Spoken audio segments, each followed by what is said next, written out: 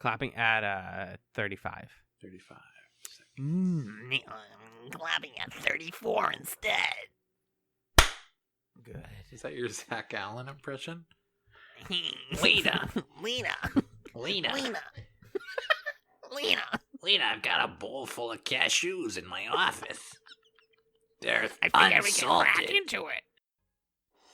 And so it begins. There is a hole in your mind. What do you want? No one here is exactly what he appears. Nothing's the same anymore.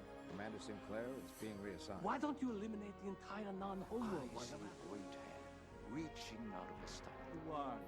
President Clark has signed a decree today declaring These martial orders law. have forced us to declare independence. Let's let people get off their encounter-suited butts and do something. You are the one who was. To Zahadu, you will die. Why are you here? Do you have anything worth living for? Think of my beautiful city. Giants in the playground. Get the hell out of our galaxy! We are here to place President Clark under arrest.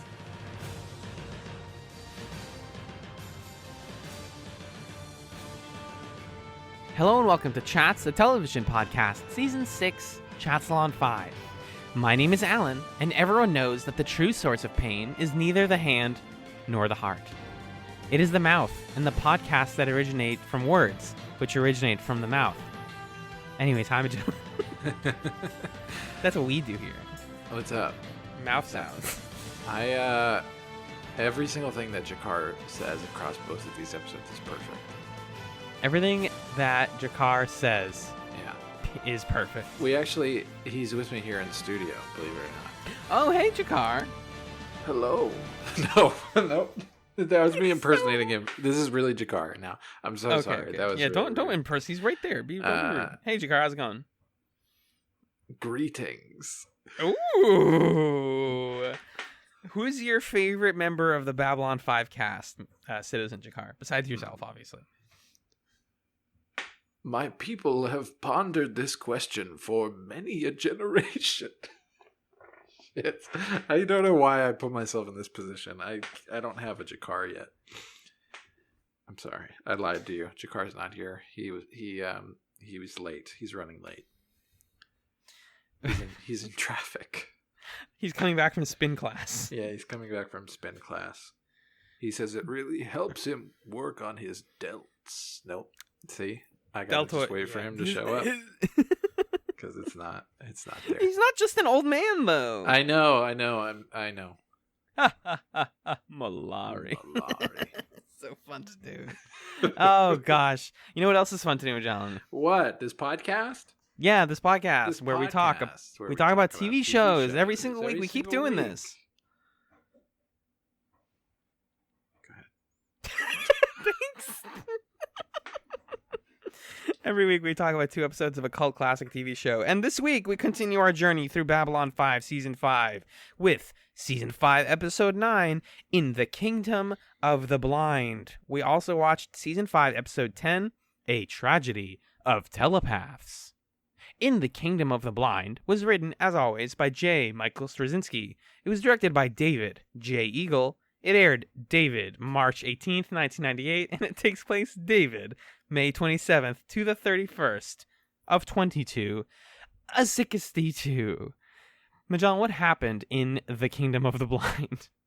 Well, Alan, in this episode, Byron and the Telepath colony bring an ultimatum to the Interstellar Alliance. Londo returns to Centauri Prime with Jakar as his bodyguard and discovers intrigue and dangers in the royal court.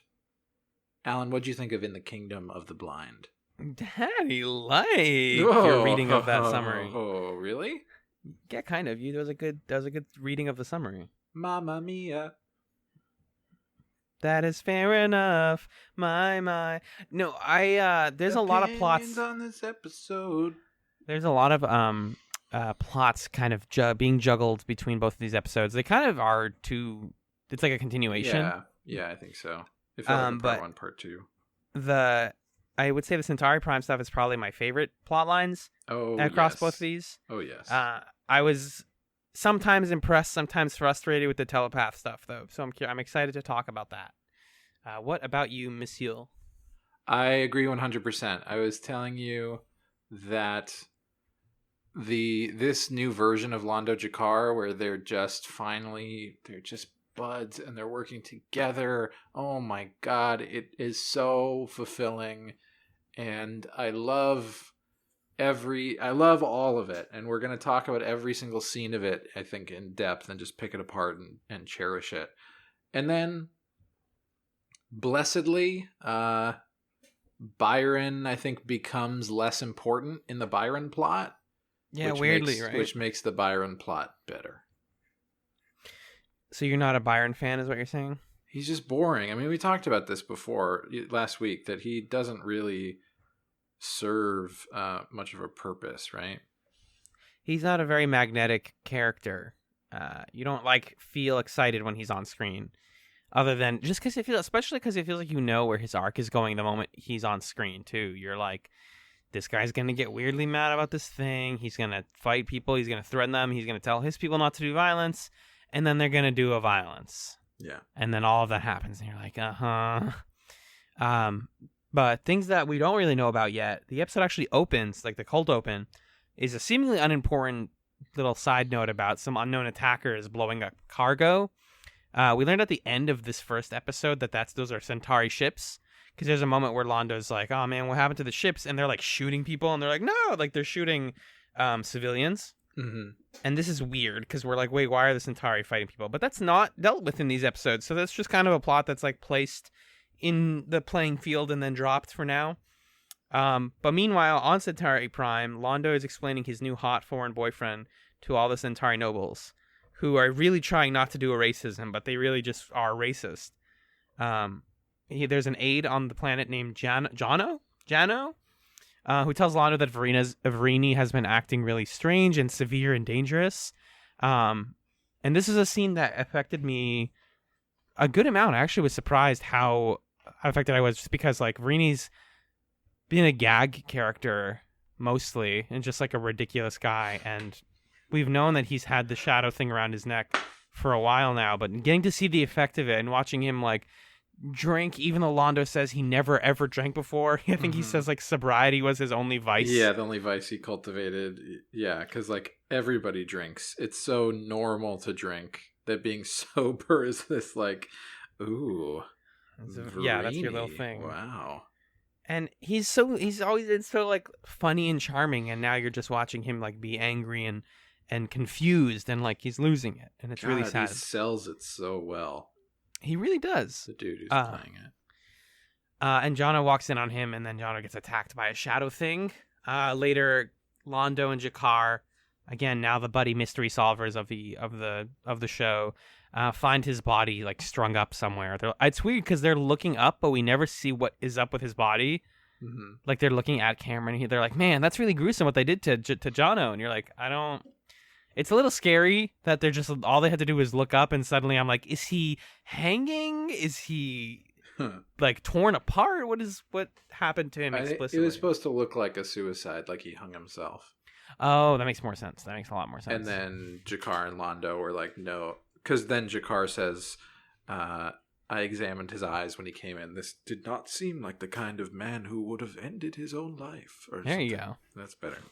And then Londo's like, what's the guy's name? Jono? Yeah. Jono would never kill himself. That's pretty good. I can't. I'm going to stop.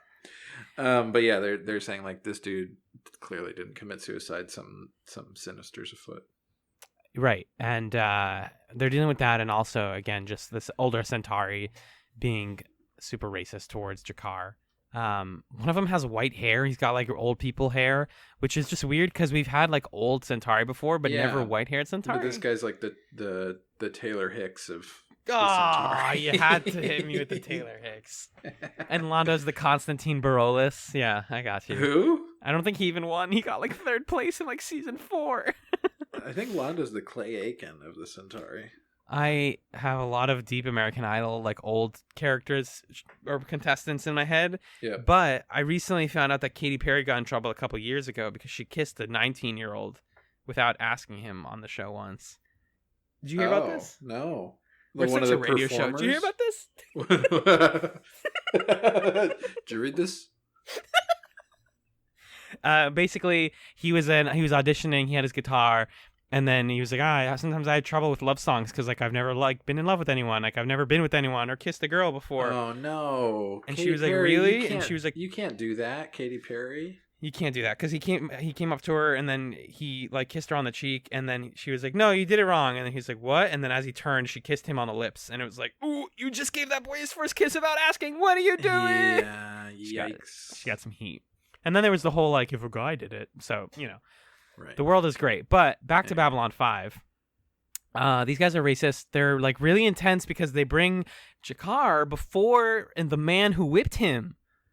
They're like, hey, this is the guy who did it. This is like the guy who like struck you. Yeah. Here's the whip. You can do whatever you want to him and we're going to let you. And I guess it's a power play. I guess it's like them trying to like either show him that they're okay or like prove that the Narn are actually still like awful people. Yeah, it seemed like that's what it was. That they wanted the satisfaction of saying like, look, you're still a vicious creature. Right. And he says the line that I said earlier, which is everyone knows the true source of pain is neither the hand nor the heart. It is the mouth, minister, which is very good. Very good. Yeah. So the boys are mystery solving. I just want to say I mean, this is why you adore Jakar as a character, because these guys try to humiliate him and make him look, totally driven by his id and like an animal. Basically, that's what they want out of him. And then he busts out like this fucking Shakespearean soliloquy that is so over their heads that they're like, what? Huh? The heart, I guess. That sounds right. Right? I can't really think about the metaphor as quickly as he's crafting it. And then I'm confused. And all the ladies are like, oh my God. Who's this very intelligent man? Yeah, this like plot line deals with racism in a more interesting way, I think, than any of the Telepath stuff has. Yeah. Just because it's like it shows more how this stuff can be institutionalized and like understood to be normal for normalized. I guess normalized is the word there. Yeah. Normalized for so long that people don't even realize that they're doing it sometimes. Right. But when given the opportunity, it's like, yes, I will absolutely do a hate crime or make this person or try to prove that this person is a savage or whatever you want to like. You would charge term. Like the Centauri have so deeply internalized. Well, obviously, this is how the Narn are. Right, exactly. And that has motivated a lot of their actions towards the Narn. And so it's cool to see, like, this was Delen's intention, right? Of having Jakar go with Londo to the court, was to begin the work of deconstructing these racial biases from the top down. Exactly. So Jakar is now, I wrote here, the anime protagonist stereotype because him and Londo are hanging out and he's just eating food all the time. And then some assassins come for Londo, which is exciting. And Jakar stays behind to hold them back. I didn't think Jakar was going to die here, obviously. But I was like, oh my God, he's already like doing a heroic sacrifice. I guess he's doing his job. Like that's what he has to do as a bodyguard. I mean, that's the moment that really, because I think, up to that point, you're kind of like, okay, yeah, Londo and Jakar are hanging out. Mm-hmm. And they're saying that Jakar is his bodyguard because it makes sense. Like, what else would he be in the context of the Centauri Royal Court? But, like, he's not really his bodyguard. That's not really his job. Because who's going to assassinate Londo? Yeah, who's going to assassinate Londo? And also, like, why would Jakar ever, do that for Londo? Right. But then in this moment, you're like, oh, he's really doing it. He's a body. He guards his body. He's guarding his body. He's gonna get himself killed, saving Londo's life, or he's ready to do that. Right, exactly. He's like, I'll stay behind. Go ahead, Reg, run. The part you were saying at the bar. I found it really moving because Londo also, I think, was as surprised as I was. And he turns around, he's like, Jakar, what are you doing? What are you doing? Jakar, no, door closed. Jakar dead. Not really. You know, he's damaged, but all right. And Londo, once he's left alone, the white-haired Centauri is like, you know, Londo, I always did want to be Emperor anyways, and I hate you, and you brought this awful Narn onto our place thinking that could work, and it didn't work, so take this! And he throws a throwing knife like it's a freaking... like a medieval fight or something. Yeah, right. The knife is frozen in midair. Londo looks to his left, and there's just a red-eyed, dark-shaped figure. It freezes in midair, and then it spins around and goes and kills him. And flips in, kills the other guy, yeah. Londo's like, who is that? And then the red-eyed figure disappears. Which is, like, kind of spooky, right? Yeah, I mean, so these are the Drakh, right? I think so. I have no reason to believe they're not. So I guess the Drakh have telekinesis. Is that what we're being led to believe? Did you think for a second when you saw this scene that Jakar like unlocked his telepathic abilities? No, I didn't. There was a millisecond where I was like, "Wait," and then I was like, "Oh no, I'm stupid." No, of course I didn't. No, yeah, the Drakh definitely have some sort of telekinesis. At least from what we understand. It's nice to have an actual legit mystery this late into the series. Like, oh my god, I really don't know the full story here and what's going to happen. Yeah, I'm scared because I guess this happens in the second episode when Verini says that they saved Londo. Is that the second one? Or is that Verini? Well, no. The stuff. This is like the next scene. Is the part where he talks to Verini? Because most of the second episode, I don't think he's talking to Verini. He's talking about with Natoth and stuff. Oh, that's right. Yeah, so Verini's like, yeah, they saved you because they think that you're like them, and they like you. Which is really dark, right? That's scary. That's super scary. Like, thanks, Londo. Thanks for being a pal. Thanks for being a... Because what happens is Londo realizes, the order of operations is he realizes the regent is gone. His whole, thing to talk, the person he was going to talk to here is not there. It's a ruse. And he's like, we don't know where, no one actually knows where Verini is. They were just like bringing you here to kill you. And then Verini is like his hand comes from off screen and is like, come here, Londo. And Londo and Jakar go over, and he, like you said, he speaks for the shadows, being like, yeah, dude, you're basically their twin. They love you. You're cool. Big fan. He like apologizes. He's like having all these different moods come to him and different personalities happening. And then he says that they have a message for Londo, which is that we know you've been asking about our supplies and ships.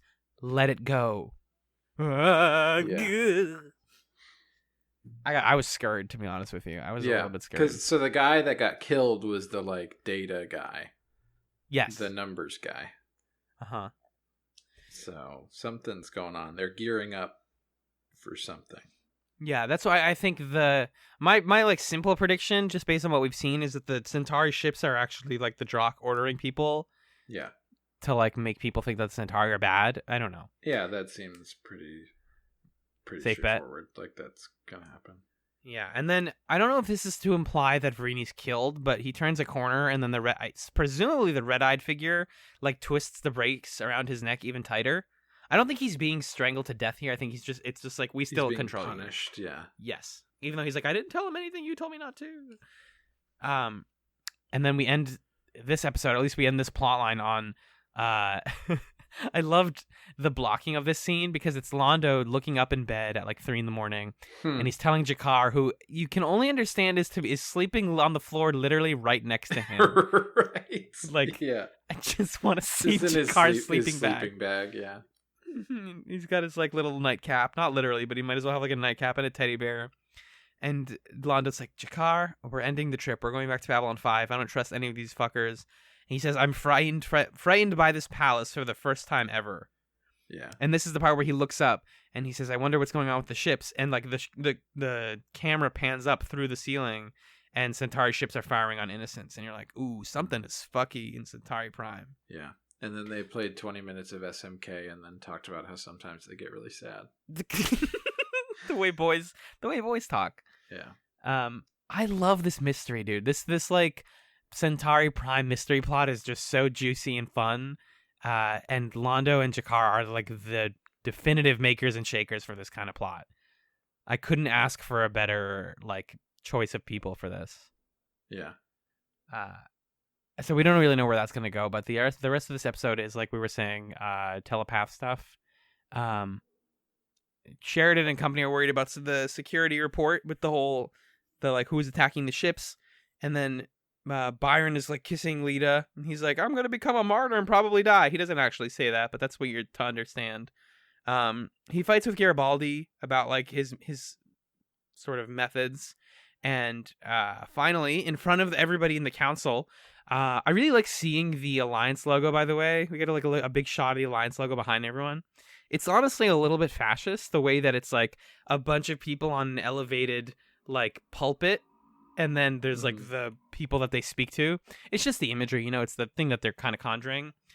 And he says, "Hey guys, hey members of the council, you guys are gonna do what we say and let us take back the Vorlon homeworld, because I have had telepaths monitoring every single member of you. And now they know all of your deepest, darkest secrets that you don't want other people to know. And if you don't let us, we just control information. We don't use violence. It's just information. It's fine." Yeah. Which, yeah, I think the way this pair of episodes empowers the telepaths with their abilities is really scary, because again, they're rarely using it to like hurt people. It's all like thought crime and collection of information. Yeah, and as Sheridan, Delenn, and I think Garibaldi's in the conversation, maybe, as they talk about, like, it's possible that they actually didn't learn anything that sensitive, information-wise. Because where they just said that. Because telepaths can only scan your surface thoughts without detection. So, like, maybe they didn't actually get anything, but they're bluffing that they have. Oh, that's a great point, right? Secrets. Yeah. That's what they say. And Sheridan is like, the genius of it is that everybody assumes that at some point in the last couple days they accidentally like thought about the nuclear launch codes or something. So they have to operate under the assumption that they're screwed, even though they probably don't really have much. Right, because as soon as somebody says, "I know all your deepest, darkest secrets," the first thing you think is, "Oh no, I hope they don't know about blank." Right, yeah. So also, if they didn't know it already, then Byron definitely could have just like in the room when everybody freaks out. Yeah, you're right. There's that part in, I think, the second episode where he's like, he's just like saying numbers at the guy, and the guy keeps thinking the code, and he's like, "That's the code." It's the thing I'm making him think about. It's fantastic. Because again, it's like no effects required. Like early series telepathy was like people are squinting really tight, and Jason Ironheart is becoming, and like we need to make telepaths like powerful and visible. And now it's like no, just the idea of what they can do is what's really scary. Yeah, we don't need to show anything. Right, the fact that they just look like normal people, and they can say, "Oh yeah, by the way, I know XYZ." Yeah, that's pretty scary. I had some concerns last time that we talked about Byron's switch at the end of the last episode, or maybe 2 episodes ago actually, his sort of sudden change of heart from being the no violence guy to being the like, we need to get what's ours. And correct, yeah. This episode softened that and made it feel like a more reasonable transition. So I guess they just kind of accelerated that for the sake of having the episode ending cliffhanger. Yes, yeah. But yeah, he's preaching nonviolence, and I think I said what this plot needs is another telepath saying, "Hey, wait, like forget nonviolence. You're right. We gotta get what we want. Blah blah blah." And they literally do that. They do. Yeah, 100% that. Obviously, modern perspective, I know that, big asterisk, but kind of a shame that the person who's like, we should actually retaliate violently is the one black telepath. Yep. Just a bad look, guys. Like, come on. Yep. Come on. Also. And that guy, he's got a really cool voice, too. He's just like, come on. I can't do his voice. He's got like a very unique cadence, though. I can only do our weird Zach Allen voice that we were doing before the episode. Right. Lena. Yeah, so I thought Byron, they kind of move into the background of this plot, especially in the second episode. I feel like he's not really front and center that much. Yeah, because now it's just telepaths realizing that Byron's nonviolent methods aren't getting them what they want, people are breaking in. What are we going to do? We can retaliate however we want. They decide to be violent. What do you think about this this telepath homeworld idea? Again, I can't help but shake the real life parallels Uh-huh. of revolutionaries being like taking back what's theirs, and I do like there's aspects of that I really respect, and I think that reclaiming territory from like from colonists is like a worthwhile venture, but this never felt like colonization. It more just felt like we are going back to the home world that we never got when we were ignorant back in the day. Yeah, and it's not even a world that's already built. It's like just a totally blank world.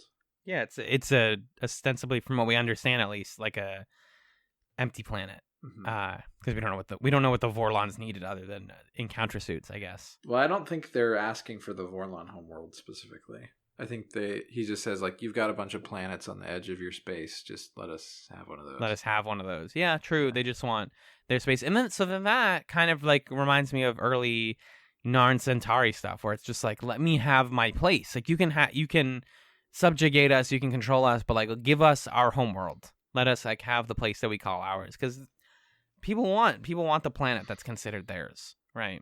Even if it's like a telepath planet. Wouldn't you rather, as members of the Interstellar Alliance, like if you're worried about the telepaths, then let them go to their homeworld and live their life, and agree to a policy of like non-intervention? I don't know. That's the right. It makes complete sense, and I think Sheridan's in the position where he's like, this is a good idea, but now it's and a worthwhile arc for Sheridan's character in season 5 to see. I texted this to you, but he's having the Dark Knight feeling, die and be a hero, or live long enough to see yourself become a villain situation, where he was the guy on the right side of things, blazing in and not taking no for an answer. And Delenn literally says this to him when he says, like, oh, the telepaths, they're right, but they're doing it in the wrong way. And she said, remember when the Earth president said that to you? Right. There's a part earlier in this episode, I think what you're referring to, where Delenn is like, let's see things from their point of view, but like, let's understand that we were them a little while ago. Exactly. And it's this direct reminder that Goatee Sheridan is having to make some compromises and decisions that I think more often than not put him in the position of being like a rigid, authoritarian, sometimes unreasonable guy. Mm-hmm. I think that he's making a couple decisions over the course of these 2 episodes that are not going to go well for him. It's why I found, we'll talk more about this in the second episode, but he has a line there where he's like, I feel like everything is fraying. Like, I feel like people are damned if you do, damned if you don't. Like, how am I ever going to be, how am I ever going to not become the bad guy? And it's so, that's not like how you make good policy. It's like, I hope I'm good. It's just like, you have to make the right decisions. You have to make the altruistic decisions that help people and don't harm people. But they get way more into that with his conversation with Garibaldi in the second episode, so we'll get there. Yep. Right. But Zach is given full clearance to use force against the telepaths, which again doesn't come back until later. Except this episode ending with he comes on the loudspeaker while Byron and Lita are literally mid coitus. Oh my God. And is like, hey, Lena. Is this thing on? Is this thing on? Boop. Lena, I brought that pizza again. Basically, all he says is security. You guys, you can get out while you still can. Otherwise, security is going to take action to get you out of your hiding space. Yeah. And then Byron, I had to watch this scene twice because I couldn't like hear everything he was saying because the show has bad audio mixing.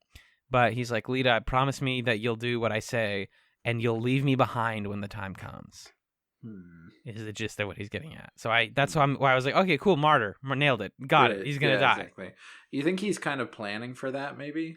Yes. I think he's accepting it because he's like, I'm a single person and my people have already, like, their idea has already gone past what I told them to do.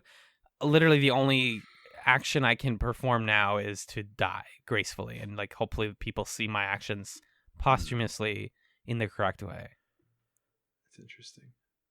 Yeah, so he'll probably next up, right? Or next week, episode 11, he'll probably die, you think? I think so. Yeah. Sooner than later. Especially with how quickly they're going through this plot. But it's good stuff. Now, I'm like, right. I think once it like gets into like active conflict, it's gonna hit the brakes a little. Heck yeah. Lena. Why is Zach Allen Marcus Phoenix from Gears of War? Anya, Lita. Cool, Magellan. That's our discussion of that first one. Do you want to read some electronic mail? We don't have any electronic mail. What the heck? Listeners. Yeah, I know. Maybe because we're too soon in the week. Maybe, I don't know. But not anything to read right now. So next week we might have some extra. Send us some stuff, folks. Your thoughts on the episodes, your questions, your jokes. Send us your jokes and gags. We have anything on the Twitter? I didn't. Let me double check. I shouldn't say and be wrong. I love to be right. It's one of my favorite things. Oh, I mean, yeah, we did get a comment from Danny saying, Season 5 was just what this podcast needed to stay fresh. A break from all the plot-heavy stuff and back to goofy but relevant discussions. Yes, that's what we love. Yeah, it's the bread and butter of a good chats season is like, this is kind of funny and kind of dumb, but also interesting. So that's where I think we succeed the most. And then I posted some memes, and a lot of people were just commenting on the memes that I posted. So nice.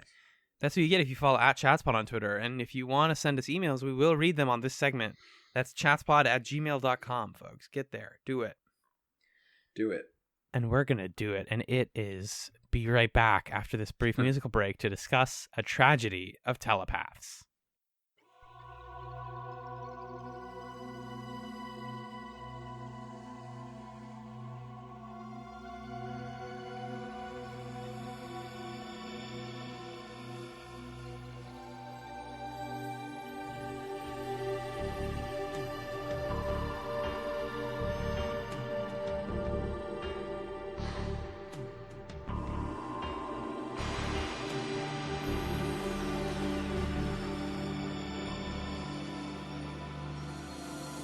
Welcome back to Chatzylon 5. The second episode we watched this week was Season 5, Episode 10, A Tragedy of Telepaths. It was written by J. Michael Straczynski. Whoa. Directed by Tony Dow. It aired March 25th, 1998, and it takes place from June 16th to June 18th of 2262. Alan, what happened in A Tragedy of Telepaths? Oh, Magellan. Oh, I'm so glad that you asked me. I don't know what accent that was, but in this episode... That was your Jakar. Malari. In this episode, the situation between the Alliance and the Telepath colony continues to deteriorate when Bester arrives on the station. Malari and Jakar discover an old friend in the Centauri Royal Palace. All right. Maggie, what did you think of A Tragedy of Telepaths? You know, for an episode that's like a bridge, ostensibly, between... It feels like we're in a three-parter, right? Like in the Kingdom of the Blind was part 1, this is part 2, and then things are going to get resolved. A classic Farscape three-parter that Babylon 5 doesn't do very much. Mm-hmm. In what is ostensibly the bridge, the dark middle chapter of that three-parter, I liked it. I thought it was pretty good as an episode. Yeah. I think it was the most compelling of the telepath junk so far. I thought Lockley was cool. I like Lockley now. Inconceivable. I know. I think she's a good character. I think Bester is a good character. I was glad to see him. And I continued to love every single thing about Londo and Jakar hanging out and living their lives and doing their thing. So I had fun with it. What about you?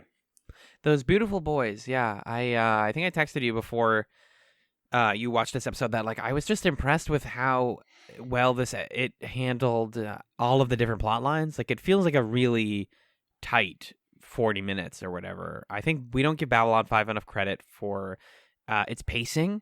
Generally one of the better paced sci-fi shows that I've ever watched, to be honest with you. Like it balances like having a good A and B plot with like good time for people to just talk to each other and about their ideology with like things happening and classic moments and all the stuff that you want out of a show like this.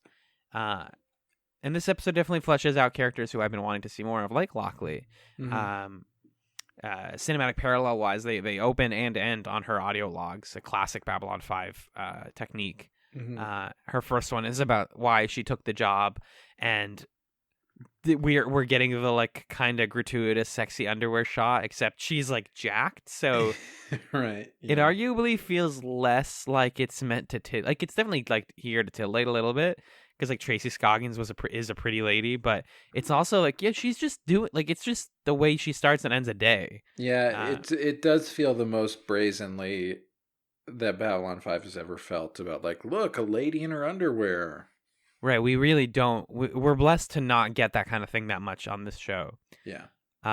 But like we got Sinclair and even like early Sheridan doing stuff where it's like the last scene of them is them turning the lights off, like.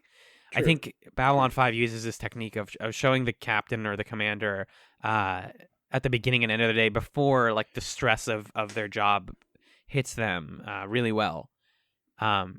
She's talking about the telepaths. She's talking about how like, oh man, people are going to have to die soon, which is a really... Yeah, that's how the episode ends. She's like, yeah, well... Here comes the dying. The killing's going to happen tomorrow and nothing I can do about it. Yeah, and she also at the beginning tells Corwin...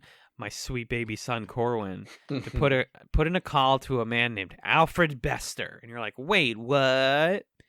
So I guess Lockley just has his phone number now. And then she just talks to him. Yeah. I wasn't sure exactly. I think there were moments where I tuned out and tuned back in. So maybe you can help me understand what her sequence of events is here. There's a point in the episode, so she calls Bester. She's like, "Come on in, buddy," and he says, "I will do it. Here I come."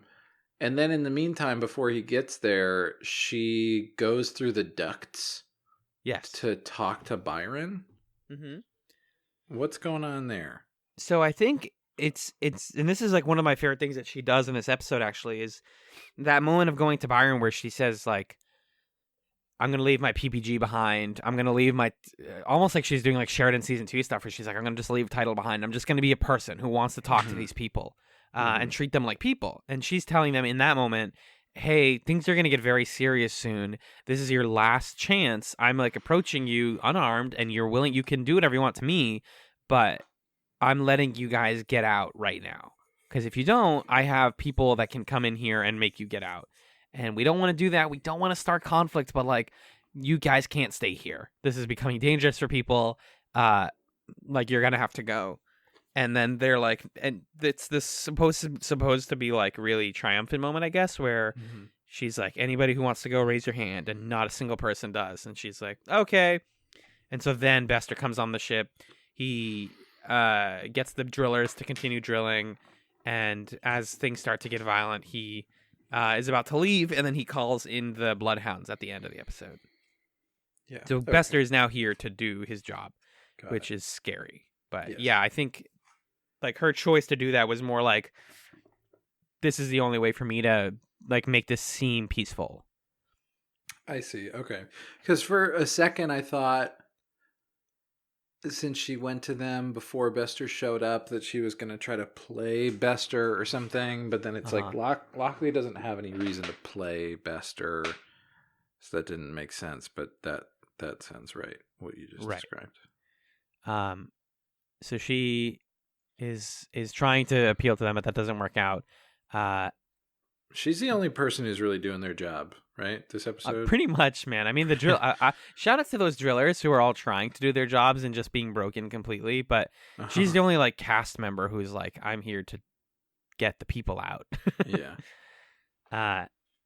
We have Sheridan. Speaking of people not doing or trying to do their jobs, we have that conversation I really want to talk about because it's kind of in isolation. But Sheridan's telling Garibaldi, he's like, I feel like it's fraying. I feel like I'm holding a big rope, and that all the different people, instead of trying to keep it together, are pulling at it. And it's like, It feels so simplistic of Sheridan to be like, why does everybody disagree? I hate that nobody likes each other. And it's like, don't they want peace? To which Garibaldi very appropriately, I think, is like, why is it that we always break up our years of history by wars? Like, we referred, and then he does the classic sci-fi thing that we talk about. Oh my God. Remember the War of 1812, the first 3 world wars, the Dilgar War? Who could forget the Dilgar War? Of course, it's right up there with the War of 1812. Yeah. And he's like, yeah, people are naturally inclined towards chaos, and whether or not we want it, we're always just approaching the next major conflict, which is like so deeply cynical of Garibaldi. But it's like, yeah, but you could make the argument pretty easily. Exactly, it comes from a really realistic point, so I like understand where he's coming from, and I think it's important for Sheridan also to realize that like you don't like peace is not about not avoiding conflict. Like peacetime is often the hardest time for people in power, you know? Right. I'm glad that we're back to season 1 Babylon 5 themes of this is why we can't have nice things. Right. Because for a while we sort of went afield and we're talking about like gods and just wild stuff. And now we're back to, oh man, people are the worst. Nobody wants to work with anyone. Can't get along. And then we get even more of that delicious stuff where Delenn is dealing with this Drazi and Brakiri conflict that I kind of liked because it both like says like what you're talking about where it's like here's why we can't have nice things and sets up another plot line of like who is sabotaging these 2 ships because members of the Drazi and the Brakiri are finding pieces of their own ships on their like they're finding them laid about suggesting that they're being shot at like in the night and they're like that guy did it. Wait, actually that guy did it. Sheridan points out that it's not like you guys are both tricking each other. It's more likely that there's a third party that's trying to tear the alliance apart. Who could that be? Probably, I guess, the Drakh? I guess that's also the Drakh, maybe? Yeah, who else, right? Yeah, the Telepaths don't have a reason to just make conflict. I think it's the Drakh. And it probably relates to whatever they're doing on Centauri Prime, getting extra supplies and stuff. Using their ships to destroy civilians and stuff, yeah. Yeah. It's the it's always funny to me like seeing like when we bring side characters back I'm like oh my god Farini's back, my sad beautiful uncle, but then we bring back like the Brakiri and the Drazi and I'm like one of you guys had the color wars in season like in early season right, and both of you are disgusting. Yeah, you're both gross, and then the guy are just these perfect neutral faction in the corner like we wear masks except we're not like the Vorlons, we're cool, we just wear masks. We found a piece of and then the most like you were talking about like Sheridan living to become the villain. Yeah, this is like way too on the nose, but I liked it. This is season 4. Like we flew ships above the United States Parliament, or not the United States Pentagon, to like show that we're cool. And he's like, yeah, so if you guys to stop you guys from fighting, we parked white stars pointing at both sides. So now you guys won't fight each other because we'll shoot whoever shoots first. Seem good? They're like, no, dude, that's the worst thing you could have done. And the Drazi response is insane, but also entirely predictable. Where the Drazi guy says, you threatened to attack us when we only wanted to defend ourselves. Right. Every great fall is preceded by a huge mistake. This was yours. This is yours. Damn. Nobody has ever said that line in a real history book, but it feels like something that you would see in like, oh, and then this guy said this thing, and he predicted it. When high schoolers write essays about this era, they'll describe this as a turning point. The turning point in the respect of the alliance. Mm-hmm. Yeah, it's like cartoonishly stupid. What are you doing, guys? Yeah, but it's it's right. I'm glad that the show is addressing this authoritarian streak that both Sheridan and Delenn seem to have. They're both treating the peace like war. Right. That's the only way they know how to handle things is like aim more guns at it. Yeah. And that's how we fix the problems, which is a solution that I don't think ever works. Because obviously, I mean, when you tell people like, we don't trust you guys to stop fighting each other, so we are going to take the keys and hold this car over a cliff. It's like that's bad for everybody involved. And their attitude towards the parliamentary process, this whole they're treating it like a joke. Sheridan and Delenn treat the idea that all of the worlds have representatives. They're waiting to give them like the worst information till after they leave. Mm-hmm. It doesn't feel like they're genuinely taking their feedback or their thoughts. They're thinking of them as like children that they have to babysit, basically. Exactly. And that's a problem, that you can't create a genuine coalition or confederation of worlds that way. It's a plan that is just completely like the Drazi ambassador said, just doomed to fail. Like you're just gonna watch. I guess part of season 5 is watching the Alliance make mistakes. Right. Question for you then: do we want to see that just happen, or do we want to see them like course correct and fix that? I think I want to see them realize it. I don't think I really care if they course correct because we already know it's going to happen. True. Since we saw the future. They're not going to become perfect. Yeah.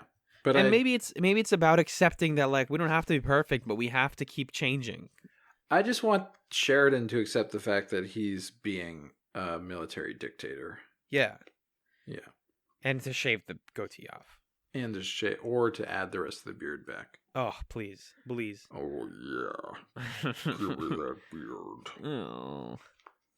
Do you want to talk more about the telepath stuff, or do you want to jump back to Centauri Prime? It's up to you. I want to end on Centauri Prime. It's sort of, whenever I eat plate, I always leave the thing I like to eat. Vegetables before the meat. Yeah. But so now we just had the vegetables. More vegetables. But these are like good vegetables. These are, that's like my least favorite stuff. And now this is my second favorite plot of the episode. Yeah, these are the green beans. Which you're like, ooh, if they salt them, get a little garlic on there, like, ooh, yummy. Ooh, but like, butter them up a little bit. Yes. Yum, yum, yum. I put pepper on there. Put pepper on your green beans. Oh, that's not bad. That's not bad at all. It's not going to stick very well, but it's fun. You just got to eat it straight. True. Yeah, if a bunch of green beans arrive in front of you and you have not had the chance to chef them up yourself, you can pep them up. You can pep it up.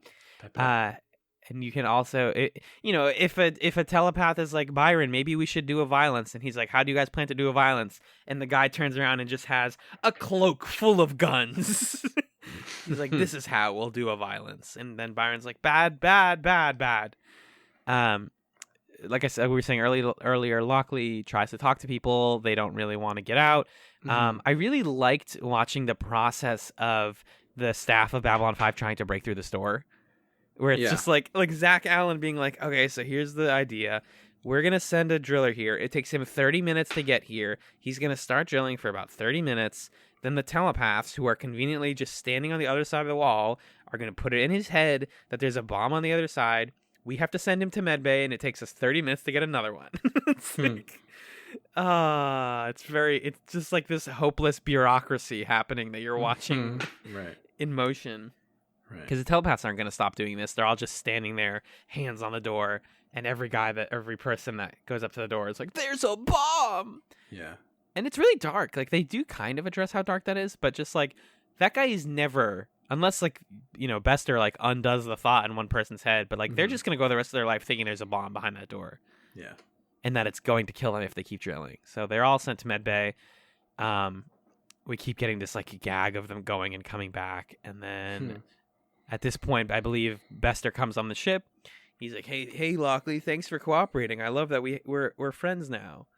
And then we get the dumbest, like, this is a really quick shot where there's that telepath who's like, "We should do a violence." He's spray painting the words. Oh my god! Is it Free Byron? Yes. Free Byron. Where is he? He's fine, you guys. He's not. This is so. I was going to ask if I missed something. He wasn't imprisoned. They're just talking about how that part of the ship is locked down. Part of the station is locked down. That's how I understand it. Oh my god. They linger on the spray painting for so long. It feels like it's 100 years watching this guy spray paint. I'm yawning thinking about it. It's the laziest use of like charged political imagery I've maybe seen on this whole show. Yeah, it's not like death to normals. It's not like the telepaths deserve something. It's like free Weezy. Just say free Weezy. Just say it and mean it. I'm just gonna write it in Arial, you guys. Free Byron. Yeah. I'm just gonna Comic Sans it. Doesn't mean anything. Yeah, I'm just gonna put this one in Times, man. Like, how funny would that have been? Byron. I'm gonna Helvetica the fuck out of this, guys. It's okay. Just free Byron. You know, he's cool. Yeah, I'm looking at the scene again. It is. For some reason I thought it was free Bester, but that makes no sense. It's just this guy writing free Byron. We watched the whole thing. Yeah, it doesn't mean anything. That's just like, hey, we're gonna use the imagery of like revolutionaries to like further a point, I guess. Yeah. So that's illegal. And then he's like, all right, we're gonna go do a violence, you guys. Bester reverse telepaths a guy to convince him there's no bomb, and he's like, put your hand on the wall, and I'm gonna put my hand on your back. And then he like blinks, and then he's like, every telepath in that room is now blocked. I just love the way that, again, Bester doesn't, like, you don't have to see telepathy to know that it's cool and kind of scary. Yeah. He just has to say that. Then we get this, like, wild, like, very intense scene of violence where it's like all the telepaths are now fighting people. We're talking choking people out with scarves, air kicks, drop kicks. We have a guy who is pointing a gun at someone being like, take us to the armory or die. Yeah, And give us like, the codes. Give us the codes, Lindsay. We're going to put your palm on the thing or whatever. Yeah, they're like, we're going to need a palm scan. He's like, that can be arranged. And they just move the guy 6 inches to the right. Yeah, that was easy. So stupid. And then you get the another, like, this is such a ridiculous plot. Because Bester is like, we're all the same. We're all telepaths, and we're all in this together. And then it cuts to a telepath, like, shooting a guy and being like, all right, it's time to shoot people. Here we go. He's got, like, the higher ground, so he's shooting at Lockley, Zach, and Bester. A bunch of people die, and then they're like, Bester, why don't you give a shit that our people died? And he's like, my people are fine. My people are safe inside the door. They're not actually being hurt at all. All I care about is my people. So we're starting to get the sort of impression that, like, Bester does just want, like, he feels like he has ownership over those telepaths. Like, he's just collecting what's due to him, which is really fucked because they're not his. They're people. Byron just has his head in his hands. We get, like, a long shot of him just being like, oh, man. Jeez. The rebels did it again. I know what I gotta do. What does he even do at this point? I don't know if he does anything in this episode. I think the episode just kind of, like, leaves that question hanging. Yeah, I think so. Because this plot just ends with Bester being like, hey, guys, welcome to the ship. It's my bloodhound friends. And then Lockley gets another log where she's like, yep, here comes the dying. Dying time is now. It's time for dying. So people are going to die. The bloodhounds are scary. We might actually get to see some bloodhound action this episode, which is exciting. And I'm almost positive that Byron is going to die next episode. Like 99.9% sure. And I haven't spoiled myself on this somehow. So that is that plot line. Let's talk about the best plot line. We almost forgot the best thing in it. That's, yeah. The Centauri Prime plot gets very interesting. As we see Jakar enjoying... well, actually, first off, we have Londo continuing this thing of, like, what's going on with the Centauri ships. He's like, why is the war material production going up, even though we're in peace? And I want it to be like, Londo, that's how it works, buddy. That's the military-industrial complex. Yeah, welcome to post-1960 or whatever. Well, actually, Jakar does say basically that, or he's like, oh, you're in peace, so now you can just paint, like, too safe to kill on your walls, and now no money fights anymore. Like, it doesn't work like that. Well, I loved a lot of things Jakar said in this scene. He said, when Londo was like, yeah, when there's no war, we invest more in domestic spending. And Jakar's like, wow, that's so wise. Who thought of that for you? So brutal. And then he's like, maybe you're going to invade yourselves. And then he starts roasting the Centauri, and he's like, this Centauri Empire, like, too dumb to exist, or, yeah, whatever you said. I love that. And then I love the fight they get into about the spoo. Oh, the spoo's amazing. The spoo's Yeah. fantastic. Jakar's like, you want some spoo? And then Londo's like, Ew, you're eating fresh spoo? It's only old spoo that's good. Like, It needs time to cultivate its flavor. it's the most like purely crystallized difference of philosophy that two characters could have. Literally, it's like, I like fresh made up word, and then the other guy's like, I like old made up word. We disagree with each other, and it says everything you need to know about who we are. And it says a lot about their cultures too, right? That it's almost like the Narn, as a survival instinct, had to like they just came to like the fresh food because it's what you can get. Whereas the Centauri have been resting on their laurels for so long that they prefer raw, like slightly old cultivated food. Like they're into wine, is what they're saying. Food, yeah. Yeah. And then they use that. This is the other like reason. This is like, I don't know. One of my favorite things Babylon 5 does, where it takes a cool idea and then makes it plot relevant. Yeah. Because Jakar realizes that he's eating fresh spoo on Centauri Prime, where nobody likes it fresh. So he's like, where could this have possibly come from that I stole it? Wait, Londo, where did this actually come from? It's just very exciting. I got so like hyped up as they go to investigate this, and they go to the prison cell where the spoo is going towards, and they find an old friend, like the summary said. It's our girl Natoth. Oh my god, you guys! I did not expect this to ever happen. Me neither. Yeah. Natoth, again, like the Rena thing from last episode, where you're just like, oh, that person? Oh my god, yes! Yeah, cool. Very cool. Well, because, so I think, like, we knew, like, the actress changed, and she came back once. Is this the original actress now, again? Don't know. If someone wants to clarify that, let me know. But she comes back, and I don't remember if anyone was like, you might see her again. And so I totally didn't expect this either. And this is such a tragedy, right? It reminded me a lot of like all those stories you read about like the Japanese internment camps after World War II, where it's just like during and after, during and after, where people would just be left on like islands to live on their own and like basically waste away because people forgot to go back and check on them. She was. When they took the Narn homeworld, was captured, used as what they call entertainment, but we know what that means, basically, unfortunately. Yep. And then Londo says it's a bunch of bureaucracy because Cartacea never countermanded the order to keep her.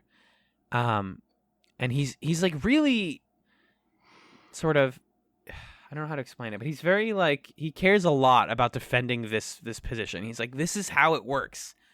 When conflict happens, things fall through the cracks. People fall through the cracks. It's fucked up, but that is the way the system works. Things like this happen. He's going a very long. It's interesting to see. You know, we had the very long night of Londo Mollari, where he's kind of taking responsibility and saying he's sorry and dealing with that. And then here there's a moment where he's back on his bullshit of not taking responsibility for things and just seeking to defend himself and say, like, this can't be my fault. I wasn't here. I was on Babylon 5. I didn't know. There's nothing I can do. And Jakar's like, bro, you're about to be emperor. There is no emperor. The guy who ordered this was crazy. The guy who could unorder it is also crazy.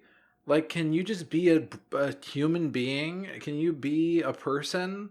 For 5 minutes and do something about this? Release, like, the one person I trust who's still alive? Like, please? Jakar is like, you will do something about this or you will see this palace in flames. Like, I'm not playing with you, bro.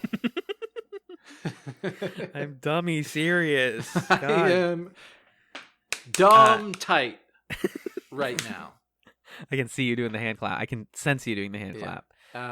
I loved that exchange between the two of them. It's weirdly Londo not weirdly, but Londo there also recalls the scene from a recent episode where someone was like, we're not responsible for what people in our history did. And it's like, yes, you are. Right. You are allowed to change it. You can change it. You don't have to follow the rules, and none of the rules exist anymore. Just let her go, you fool. I did find his anecdote charming about the guard who was told to guard the flower that stopped existing, and nobody bothered to figure out why that dude just stood there all the time. Yeah, I watched that part like 6 times because I kept getting distracted, and I was like, I can tell this is like a memorable moment.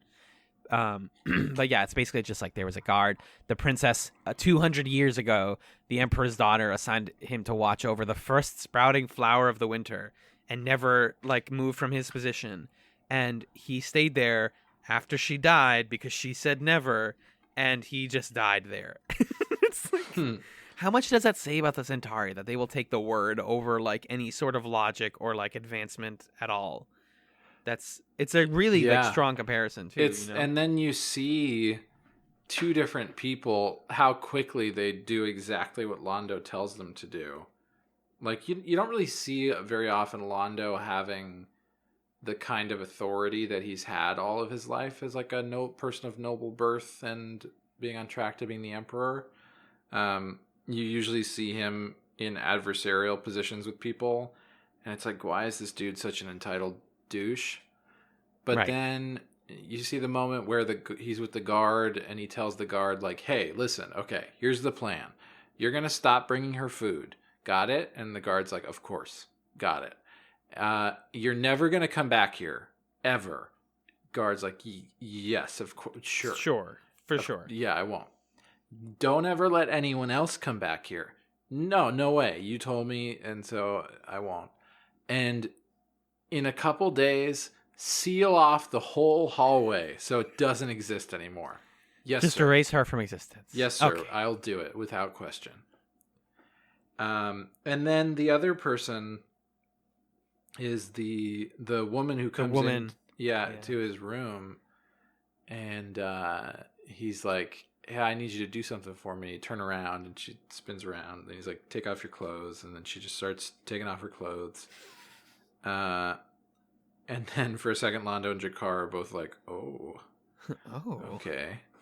And then they remember that they're trying to, free someone, save someone's life.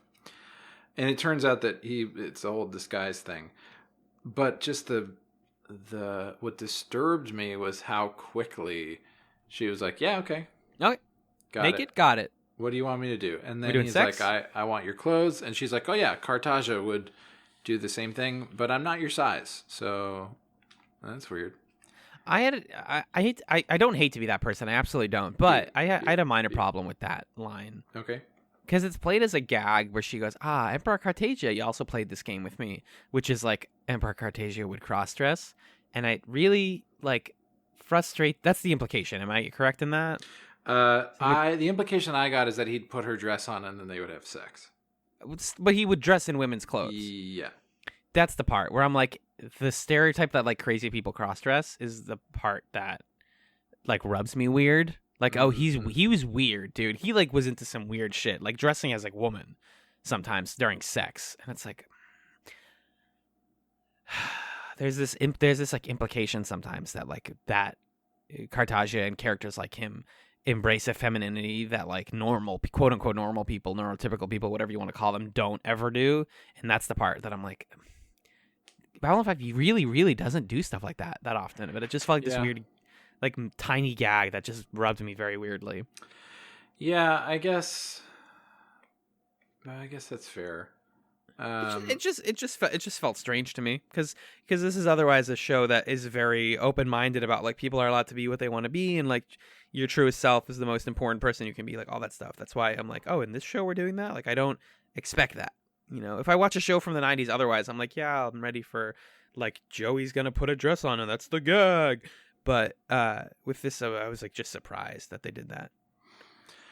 Yeah, same. I mean, I think the point of it is to say, just to show that nothing is off the table, I guess, which does kind of say the same thing and stigmatizes cross-dressing or dressing as a different gender in ways that are problematic.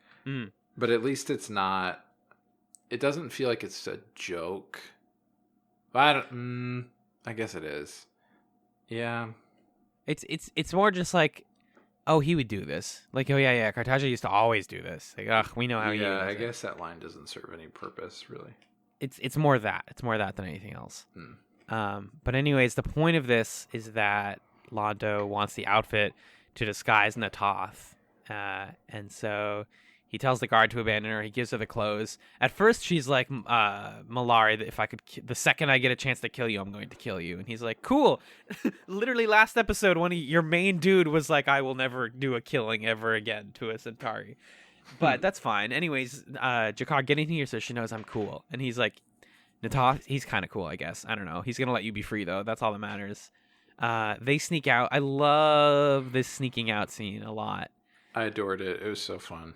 You get Londo for once not being drunk. For once, he's completely stone cold sober and pretending to be drunk and talking about, like, isn't it great how we rule the world? Isn't it great how the world is ours, guys? Isn't this awesome? I love being the best. And his moment where he says the royal court has been trained to not see what's immoral. Like, oh, right. If we just get out there and act like we are about to do some sinning, they're going to be like, oh. I didn't see anything. Yeah. And so because sin is like the norm in Centauri, like royal culture. Yeah, it says a lot about this sort of royal culture or like high society, that it's just an accepted part of some of those circles that people do this, you know? They're just nasty boys. Yeah, I mean, I think we see a normalization of behaviors like that in other circles in our world that have been broken down or exposed to some extent or talked about maybe more than previously. But you think about like maybe I'm reaching beyond what the episode's trying to do, but you think about like the Weinstein case. Yeah. And just all the people in Hollywood who like fully knew what he was up to and what his deal was and the stories about him, and probably saw him doing things like this. And we're like, oh, let's look the other way because that is the decorum of the circle that we run in.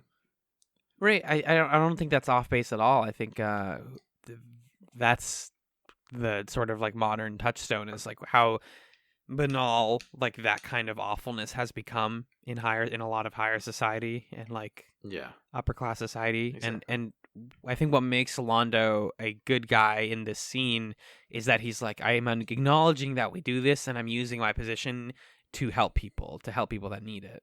Yeah. It's cool to see him kind of take advantage of the toxicity of that environment for positive ends. Exactly. And they're just absolute boyfriends. Once they put Natoth in the ship and they're like, are you going to be okay to like live on your own? And we're going to send you back. I think they send her back to the Narn homeworld. I think that's the implication. I thought the transport was going to B5. I thought they were going to B5 and then the transport was going to the Narn homeworld. That's how I understood it. But that sounds right. You get this charming moment where Londo says, I will tell you a true thing, Jakar. Getting her out of there, the danger, I found it most exhilarating. I have also worked up quite an appetite. Yeah, and Jakar's like, I'm literally being haunted by the fact that my attaché was tortured for like years, maybe? Yeah. So can you not act like this was a great fun party? You don't get to now be the one who is into the spoo. That was my gag 30 minutes ago when we didn't think that the world was on fire. But now that we know it is. Genuinely having an existential crisis right now. So if we're not going to KFC. If you could leave this area, that would be great. Yeah, thank you. That's where I wished the episode ended, and then it ended on the Bester Bloodhound thing, and I was like, man, this show still has the like 10 endings thing every once in a while. The lingering shots on the pod going through space, out loud, I was like, what am I looking at? Why am I watching this for like a full minute? Yeah, what is happening? And then I went, oh yeah, I remember. There was a whole telepath thing going on. I forgot. Totally forgot. And then we also have to have Lockley getting back into bed. Right. Then the episode's over. Yeah. Like, okay, great. Thanks, Babylon 5. Nicely done. Yeah, I honestly hope that season 5 keeps this momentum up. It's getting into a really good stride now, and I'm enjoying it a lot. So Yeah. I'm curious, Magellan, what are we watching next week on Chatzylon 5? Well, fella, let me tell you what we're watching next week, partner. Partner. Can you believe that next week, my friend, we are passing the halfway point of season 5 of Babylon 5? You can't believe that? Nuh-uh. What if I told you it was true? Oh. Yeah, I believe you. All right, because it's true. Whoa! Yeah, I know. Next week, we're watching the next 2 episodes of Season 5 of Babylon 5. First, Season 5, Episode 11, Phoenix Rising. The fight with Byron's followers gains intensity. All right. Okay. So that'll be done soon, I think. And then we are watching Season 5, Episode 12, The Ragged Edge. Garibaldi is sent to retrieve a witness to the shipping line attacks from the Drazi homeworld. Mm-hmm. Okay, sure, why not? Why not? Take a crazy chance. Magellan, is it okay if I warp us to the plug zone dimension? I would love for you to do that. Please do it. If you would like to email us questions, comments, concerns that we can read on the show, send those to chatspod@gmail.com. That's chatzpod@gmail.com. You can also follow us at Chatspod on Twitter, where you'll find Babylon 5 memes, updates about the show, scheduling, Patreon updates. And what's that? Patreon? Well, yes, dear listener. If you want to support us financially and you want to get more Chats goodness in your ears every single week, you can head on over to patreon.com/chatspod and you can throw us a couple bucks. And at $5 a month, you get our full suite of bonus content, which includes the monthly commentary chats, movie commentaries. That's the bi-weekly chats nights where we talk about whatever. Sometimes it's listener suggested. Sometimes it's my brain, his brain, and who knows. And that even includes pilot chats, which at $5 a month, that's our highest tier. You get all of them. And pilot chats is the show where we watch the pilot of different TV shows that people recommend to us and see if they would make for good chats seasons. Yeah. Discuss why they're good or not. We just put out a double block of a discussion of Clone High and Duckman. Seems like if we're gonna do animated series, we're gonna probably try to double block those. So next episode rather, you're gonna get to hear us talk about Sense 8, another JMS co-run classic from a couple years ago. Yeah. And of course, if you want to get the word out about the podcast, please do rate us on iTunes, Stitcher, your podcast platform of choice. We want people to know about the Chats brand. John, you have a Chatsum. Yes, you have a little snack. You want to recommend the kids something. Can you please tell them what your Chatsum for this week is? I will. So I have been on a kick of wanting to learn more magic and trying to be a magic guy a little bit because of my rekindling of my Penn and Teller obsession that I talked a little bit in my Chatsum for last week. So on Penn's Sunday School, his podcast, there was a conversation between him and some other magicians, and they brought up a book that I'd heard about a couple times that is like a foundational card magic book, and it's called The Royal Road to Card Magic. Oh. And it was published in, it was written in the late 40s, I think, and maybe the definitive edition is published in the 50s. And basically the way the book is structured is it will teach you some kind of technique, and then it will be like, okay, now here's a couple tricks you can do with just that technique. And then it's like, okay, now here's the next technique. Okay, now here's a couple tricks that you can do using that and the thing that we taught you earlier. And it's like a almost 300-page book that lays out dozens of tricks and methods and stuff. And it's cool. So if you're at all interested in, for whatever reason, learning card magic tricks, it's a good book to use for that. It's called The Royal Road to Card Magic. Yeah. Very exciting. What about you? What's your Chatsum? My Chatsum is to become the assistant to a magician named Magellan, and then eventually achieve my goal of you cutting me in half. I'll do it, man. Oh heck! Wait, really? Yeah, I'll do it. Wow. I'll cut you in half. You cut me right in half. I have a double Chatsum for this week, kind of a triple Chatsum if you really think about it. Wow. I'm a bit of a nasty boy. My first is a YouTube channel that I just started getting into. A YouTube channel called Get in the Robot, which is a Evangelion reference, of course. It's an anime YouTube channel, which I usually hate because I watch too many anime YouTube things, and I get really tired of like that sort of like style of anime YouTube where it's just like a guy telling me why One Piece is good. Yeah. But what's good about Get in the Robot is it's a whole staff, so they like put a lot of effort into having different voices. It's a very diverse crew. They have a really good video that I watched. This is what got me into their channel, was about what Dragon Ball Z meant to young black teenagers. And like historically how that meant, and like what it's like depictions of various types of father figures meant for people, which is really great. There's an episode, right? It's really fascinating because it's like there are people who are portrayed as good people who are bad dads, and then there are people who are like not, their moral fiber is not considered, but they're like the best dad. Like Piccolo's the real truest dad, even though he's not Goku. Goku's the worst dad. They have a whole one about queer censorship and representation in anime, as told by a queer woman, where they talk about Sailor Moon and Cardcaptor Sakura and all that stuff. They have another really good one about how anime in Latin America was different, or is different than the way it was brought to the U.S. because it was like way less censored, but like different shows got popular over there. So they have a lot of good stuff. They have a couple of like clickbaity things in there as a heads up. It's just like we smushed My Hero Academia characters together and made their babies, which is like, whatever, you gotta get paid. But there's really good stuff on there. I definitely recommend it. The YouTube channel is called Get in the Robot. And then my second like small Chatsum is just for the mobile phone gamers out there.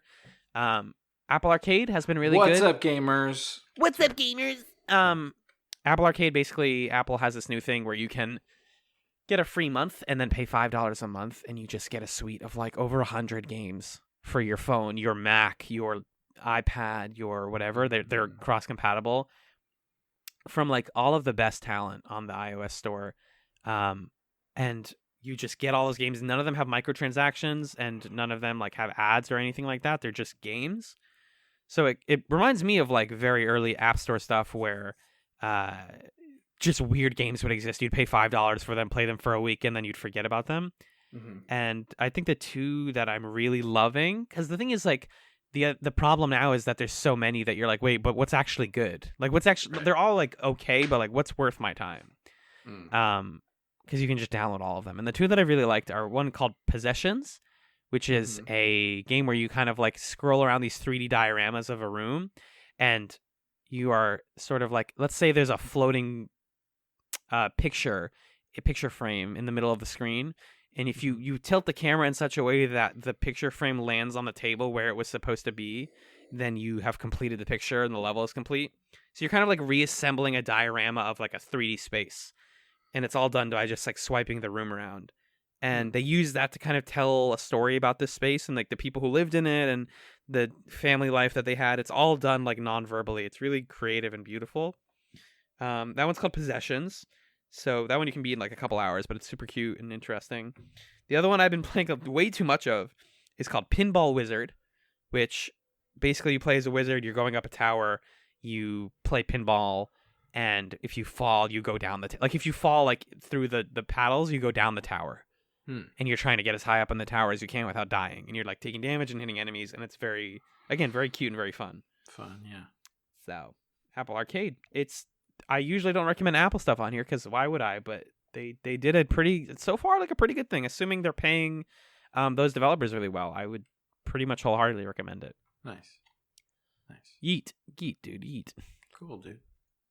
Dude, I think that's the end of the podcast. That's the end of the podcast, dude. Whoa. Thank you. Thanks as always to Magellan for being my co-pilot here on the show. Yeah. And thank you, dear listener, for listening to this episode of Chatzylon 5. Peace. Bye.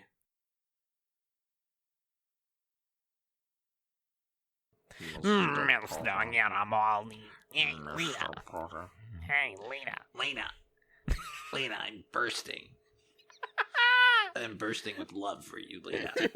Lena, I got another pizza. Lena, I gotta eat. Lena, I'm gonna be Waluigi for Halloween. Can you be Daisy? Lena. Lena. Is it gonna be one of those episodes again? Oh man, It better be, man. This is what the Man. people want. This is what they're paying for. they're not paying for this.